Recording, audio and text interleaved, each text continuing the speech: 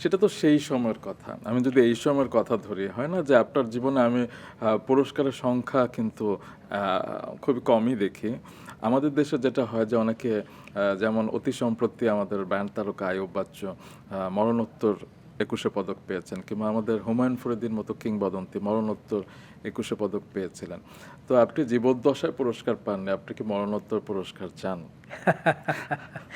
আহ, না, আমি আসলে যেমন স্বীকৃতিটা প্রত্যেকটা মানুষই যার যার ক্ষেত্রে যে স্বীকৃতি সে যদি তার জীবদ্দশায় পায়, তাহলে এর চেয়ে ভালো লাগা বা এর চেয়ে স্যাটিসফ্যাকশনটা কিন্তু আর কখনো হয় না।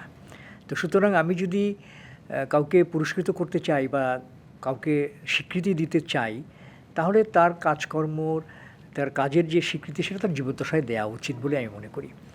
হ্যাঁ, সুতরাং মরণোত্তর স্বীকৃতি আমাকে দেয়া হোক সেটা আমি চাই না। অনেক কঠিন কথা বললেন। কারণ একবার গরম ভাত অথবা নিছক ভূতের গল্প নাটকেও অনেকে ভেবেছিলেন যে আপনার হাতে স্বীকৃতি আসা উচিত।